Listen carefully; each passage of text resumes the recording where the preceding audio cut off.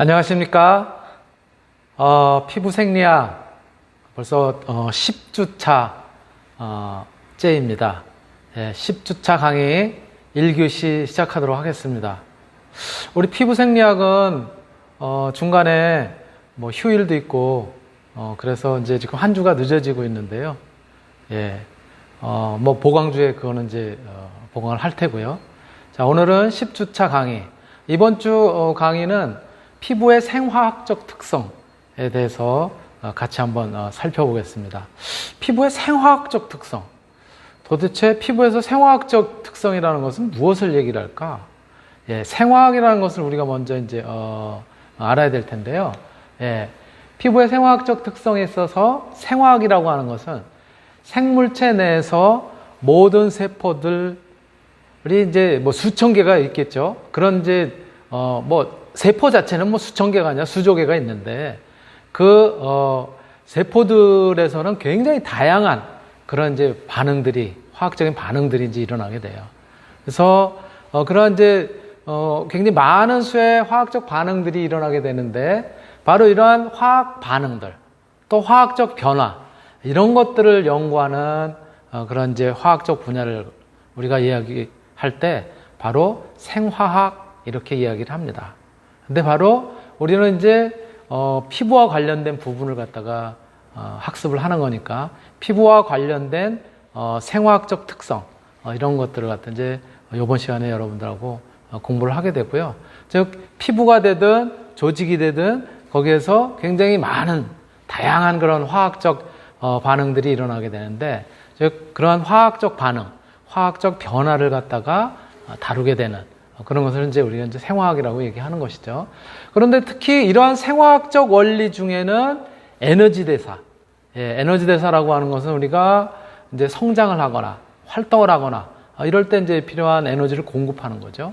바로 이러한 에너지 대사뿐만이 아니라 유전 정보, 또 뭐 그야말로 이제 우리의 이제 몸을 갖다가 유지하기 위한, 그렇죠? 생체를 갖다 유지하기 위한 그런 이제 다양한 내용들 이런 것들하고 관련성을 지닌 물질들이 우리가 잘 아는 것처럼 3대 영양소 이런 식으로 이제 표현을 하잖아요. 바로 단백질, 탄수화물 그리고 이제 지방 이런 것들이 굉장히 중요한 역할을 이제 하게 되는 것이죠. 자, 그렇다면 이러한 이제 생명을 이루는 기본 요소로는 우리가 이제 세포막의 기능을 갖다 먼저 이제 생각을 할 수가 있는데요. 이 세포막은 세포 내부의 물질들을 갖다 이제 보호하기도 하고 또 물질의 선택적인 출입이라든가 이제 이런 것들을 갖다 이제 조절하는 그런 역할들을 갖다 이제 하게 되는 것이죠. 그래서 이 세포막들은 바로 이렇게 이제 조절하는 과정에서 선택적으로 하다 보니까는 우리가 뭐 잘 아는 것처럼 뭐 그 수분이냐 또는 아니면 유분이냐 이런 것들을 들여보낼지 즉 수상 형태를 갖다 들여보내야 될지 유상 형태의 물질들을 갖다 들여보내야 될지 이런 것들을 이제 하게 되는 거죠. 그래서 이 세포막의 구조는 대부분 인지질의 이중층 구조를 갖다 가지고 있어요. 인지질이라고 하는 것은 여기도 이제 표현이 되어 있지만 그림에도 표현이 되어 있지만 바로 우리가 머리 부분은 친수성 그리고 꼬리 부분은 친유성인 어떻게 보면 계면활성제와 같은 그런 작용들을 하게 되는 것이죠. 그래서 바로 이러한 세포막의 구조는 인지질의 이중층 구조를 갖다가 이루고 있는데요. 이런 것들을 구성하고 있는 것들도 단백질이에요. 그래서 이런 바로 이제 세포막과 관련된 것들은 역시 이제 단백질과 관련된 그런 내용들이 상당히 많이 우리가 이제 접하게 되는 것입니다.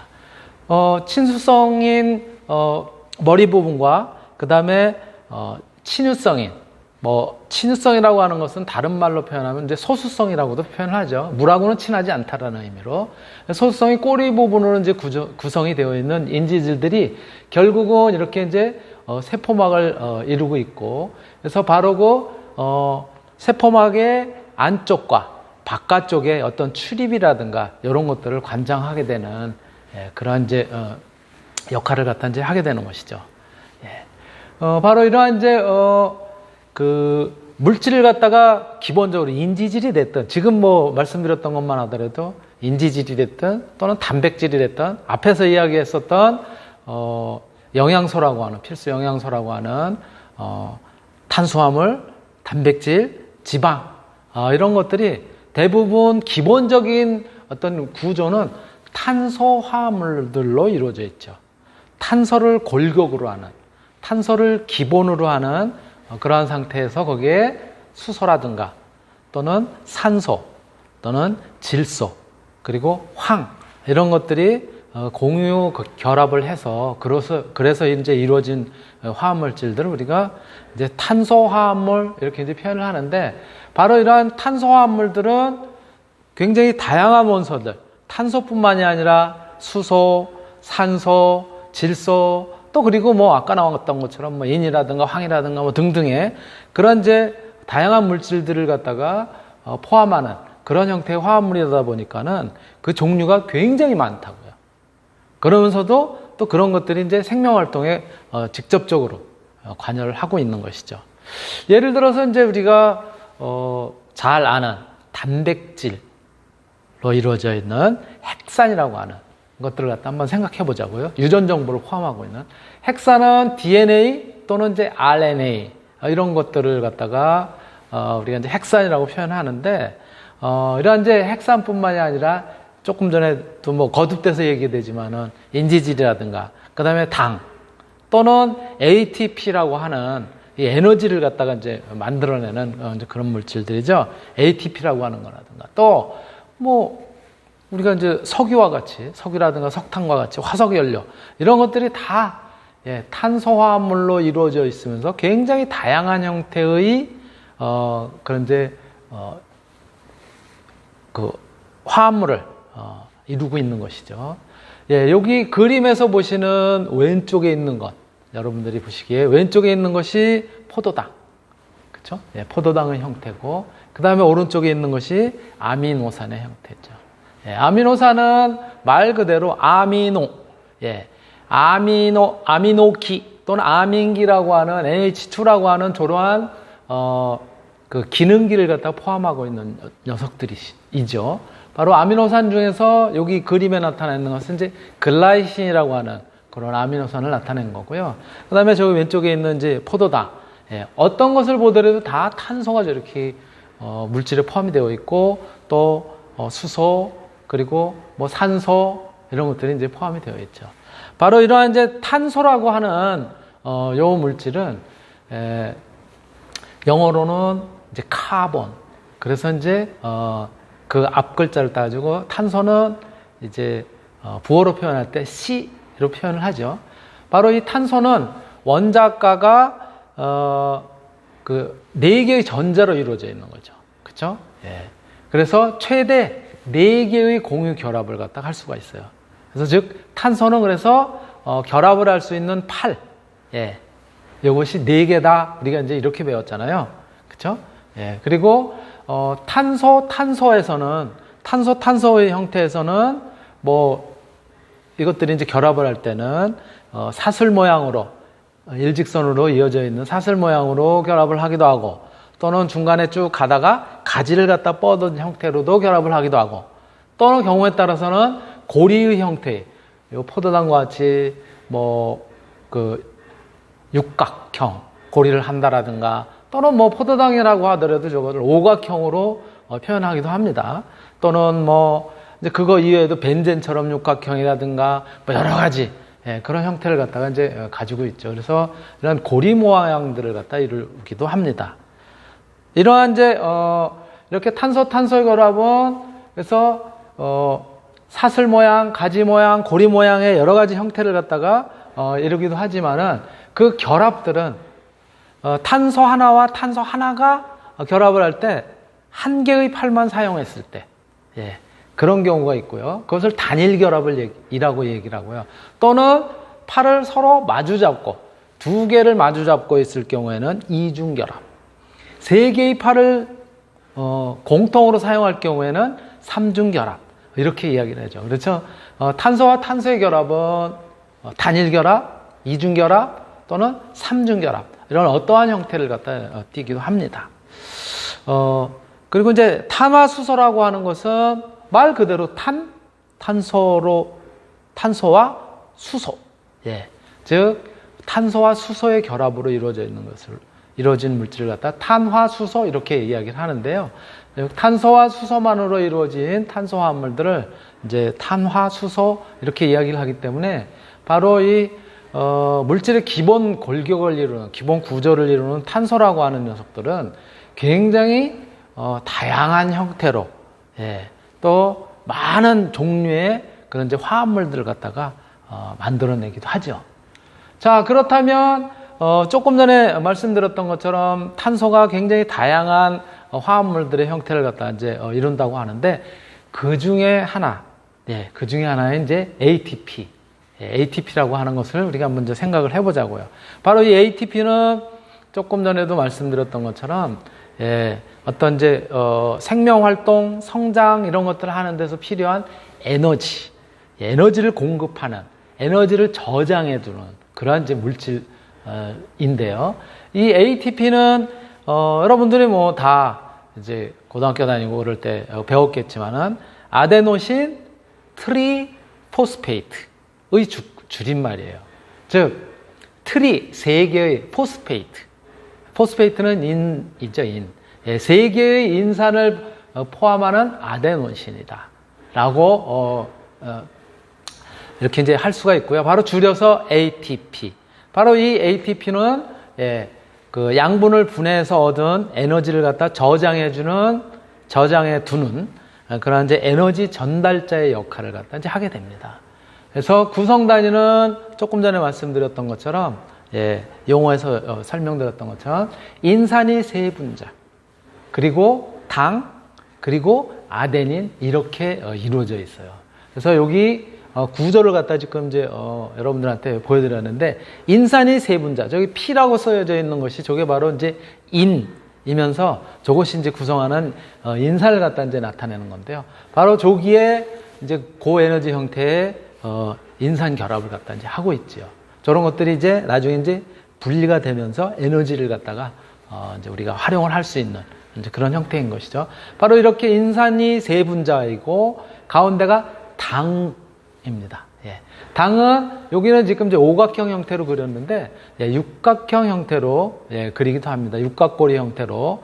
그래서 오각형 고리 또 육각형 고리 이런 형태로 이제 표현을 해요. 예.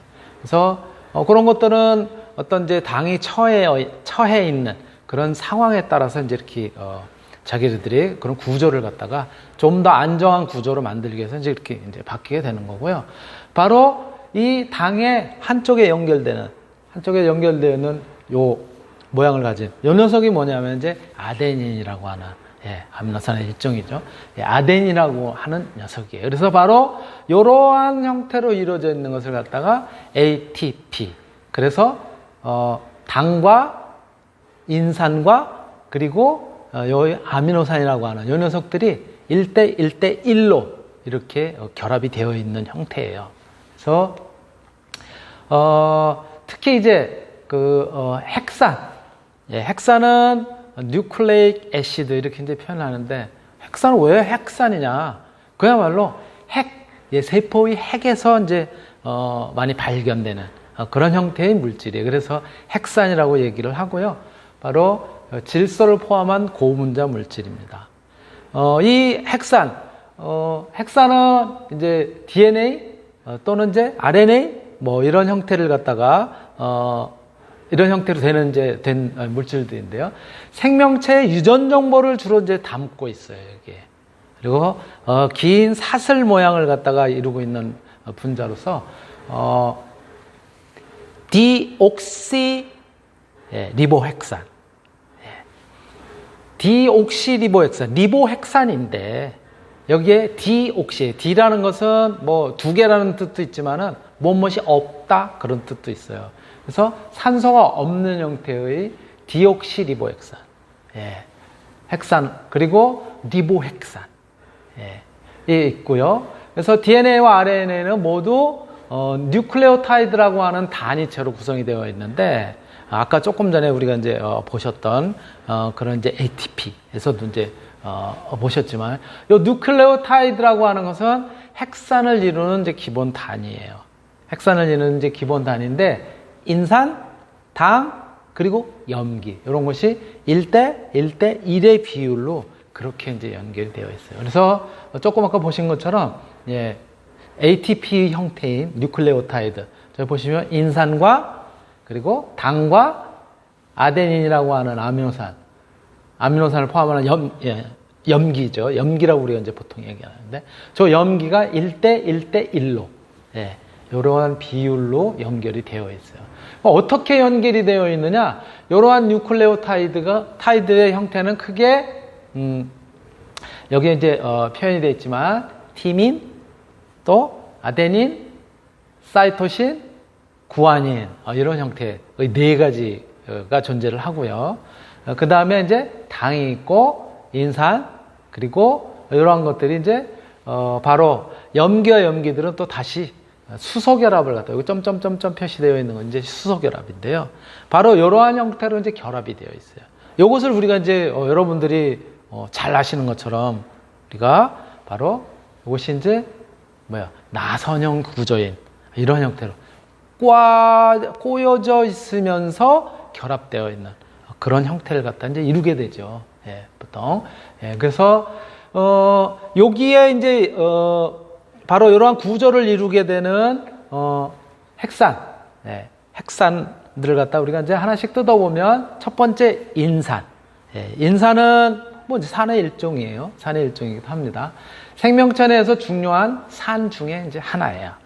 3개의 수소 이온을 갖다가 내놓을 수 있습니다. 예, H3PO4니까는 예, PO4 3가하고 H 플러스 이온을 3개를 낼 수가 있어요. 인산의 루이스 구조식은 중심 원자인 인, 예, 인이죠. 인이 4개의 산소 원자하고 공유 결합을 갖다가 하고 있고요. 확장된 옥텟이라는 것은 이제 8개의 이제 전자로 이루어져 있는 거죠. 그 옥텟의 규칙이 이제 적용이 됩니다. 그래서 그림에서 보시는 것처럼 이러한 구조를 갖다가 그래서 인을 중심으로 해서 산소가 4개 그리고 수소가 3개 그래서 H3PO4 이렇게 이루어져 있는 것이 인산 이렇게 이야기를 하죠. 그 다음에 이제 당이에요. 당은 탄소가 5개로 이루어져요. 예, 탄소가 이제 5개로 이루어져 있는 그 당을 갖다 우리가 5탄당 이렇게 이야기를 하죠. 그 다음에 6개로 이루어져 있는 것은 6탄당 이렇게 이야기를 하는데 탄소가 5개로 이루어진 5탄당의 탄수화물 형태를 갖다 이루고 있고 바로 DNA를 이제 구성하는 것은 디옥시리보스예요. 디옥시리보스. 예. 이고 RNA를 구성하는 당은 이제 리보스. 예. 여기가 이제 리보스. 저기는 예, 디옥시리보스. 이제 이렇게 이제 표현이 되어 있고요. 자, 요 2개의 특징이 뭐예요? 요 놈은 산소가 하나 부족하다는 거예요. 그쵸? 디옥시리보스는 어디 그림 한번 찾아보세요. 똑같은 것 같이 생겼어요? 그렇지 않죠? 보시면은 저 오각형의 오른쪽 끝에 있는 오른쪽 밑에 쪽에 있는 탄소에 보시면 저기는 H로 되어 있고 밑에가 그쵸? 여기는 리보스에는 여기는 OH로 되어 있잖아요. 그쵸? 이렇게 RNA를 구성하는 녀석하고 DNA를 구성하는 녀석하고 DNA를 구성할 때는 산소가 하나 부족하다고요. 그래서 산소라고 하는 옥시, D라고 하는 것은 부족하다, 없다. 즉 산소가 하나 부족한 그런 형태다라고 하는 의미의 이제 DNA이고요. 예. 여기는 이제 리보스 RNA를 이제 구성하는 이제 기본적인 형태인 거죠. 그런데 바로 이 핵산은 인산과 당과 그리고 뭐가?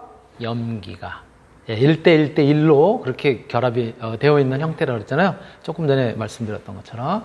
그래서 바로 이 염기라고 하는 녀석은 우리가 뭐 알칼리성이기 때문에 염기다라고 이제 표현을 하지 않고요.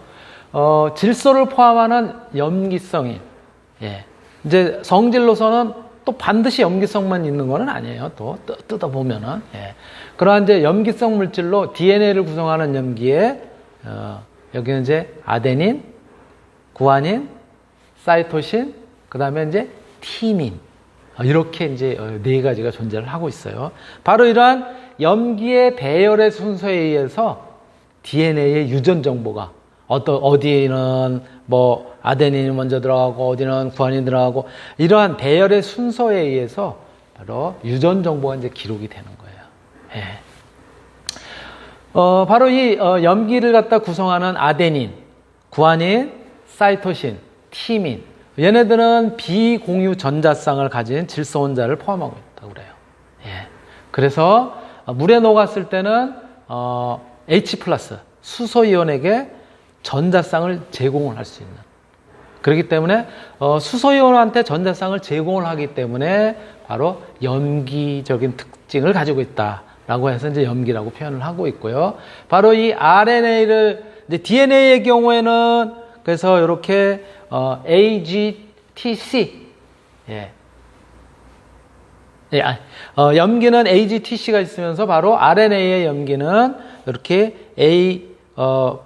AGTC DNA의 경우에는 AGTC 그리고 RNA의 경우에는 AGT 대신 U가 들어가요.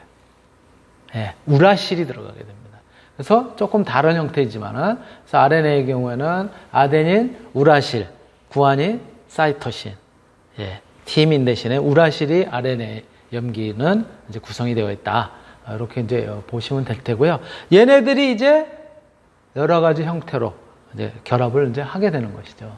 그래서 DNA의 구조는 그래서 인산과 당의 결합이 먼저 이제 이루어져 있고요. 인산과 당의 결합은 인산에 포함된 이제 3개의 OH 중에서 2개는 위아래로 당이라고 하는 디옥시리보스와 결합을 해서 당인산 골격을 갖다 이제 이루게 되는 것이죠. 여기 보시면은 여기 가운데 있는 놈 여기가 당이에요. 점점점점 표현되어 있는 것이 당. 그 다음에 이쪽에 인을 중심으로 해서 산소가 4개 붙어 있는 이 형태가 당과 인산의 이제 결합인 것이죠. 바로 인산에 포함된 3개 OH 중에서 2개가 위아래로 당하고 이제 결합을 하게 됩니다. 이 인산이 그쵸? 저기도 당이고 여기도 당이잖아요.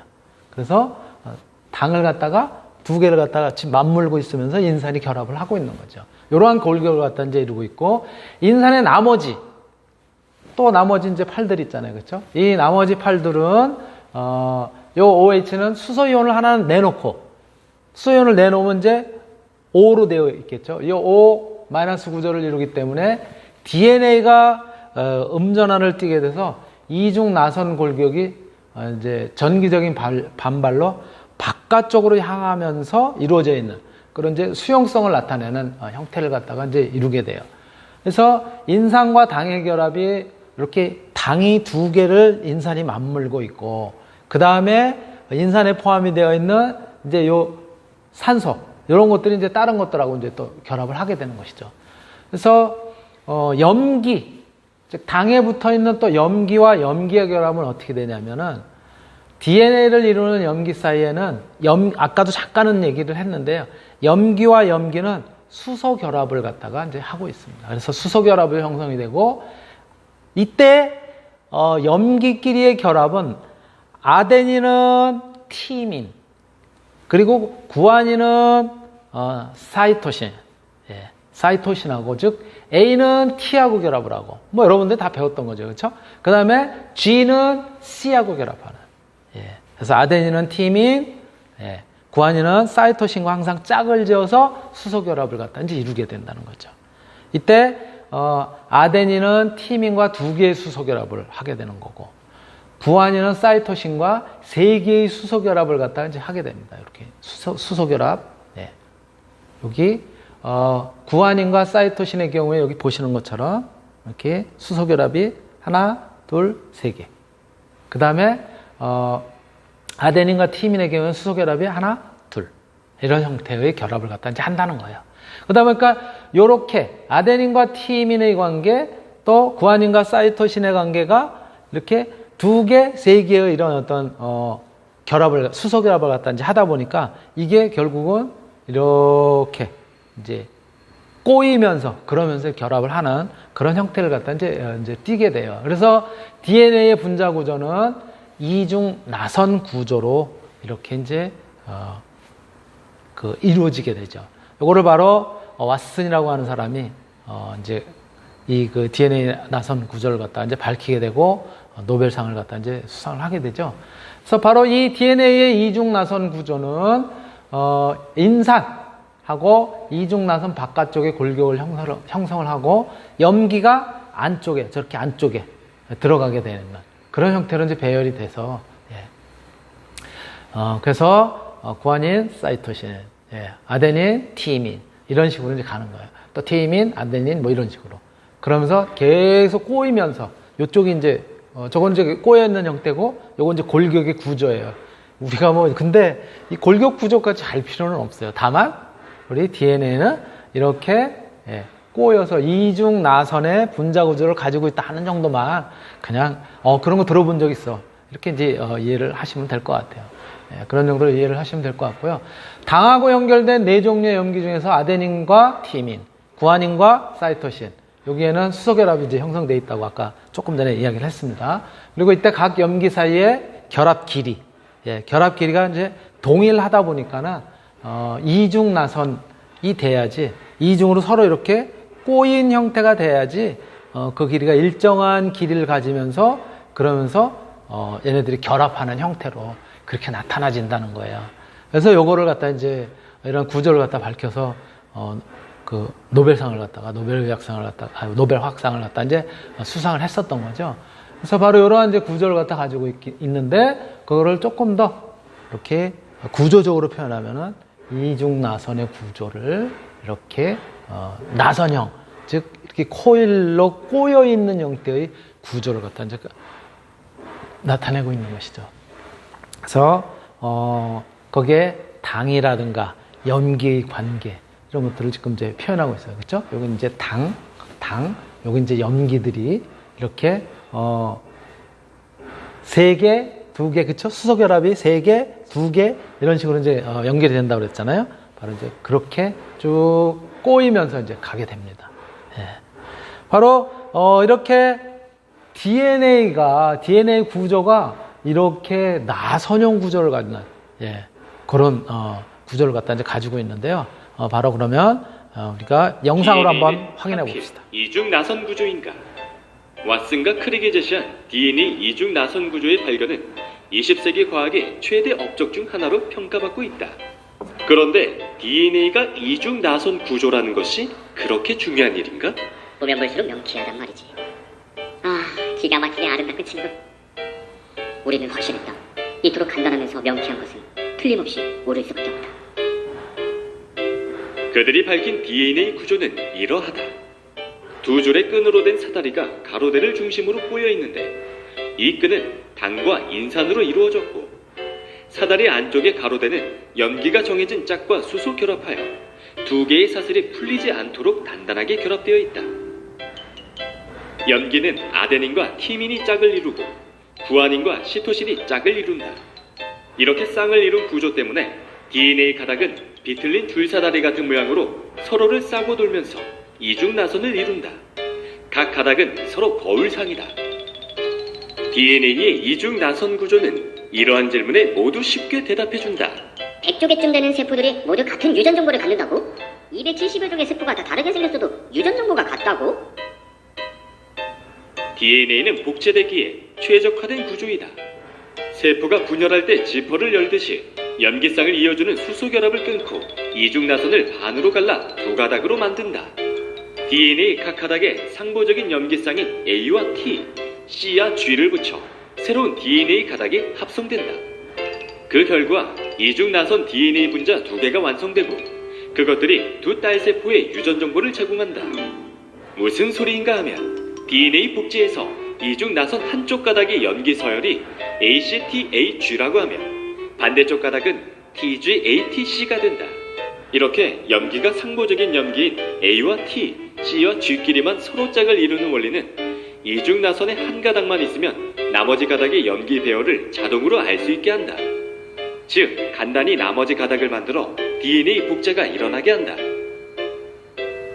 1952년에서 1953년으로 넘어갈 즈음 그들은 확신에 찬다. 염기쌍의 이런 성부성이 유전 물질에 어울리는 일종의 복제 메커니즘을 암시한다는 생각이 떠올라 사라지지 않았다. 이토록 간단하면서 명쾌한 것은 틀림없이 옳을 수밖에 없다. 이로써 어떻게 유전자의 유전적 메시지가 그토록 정확히 복제될 수밖에 없는지 명백해졌다. 누가 그려놓은 것일까? 아니면 스스로 진화한 것인가? 그것까지는 알 수 없지만 DNA의 나선 구조는 전달을 위한 똑똑한 구조임은 분명하다. 네. 그래서 바로 이렇게 DNA라는 이중 나선 구조를 갖다가 가지고 있다는 것을 왓슨 그리고 크릭이 발견을 하고 바로 노벨상을 갖다 이제 수상을 하게 되죠. 요게 이제 DNA의 이제 구조고요. 그러면 DNA는 바로 어떻게 이제 복제가 되는지 요 얘기는 잠시 쉬었다 하겠습니다. 네.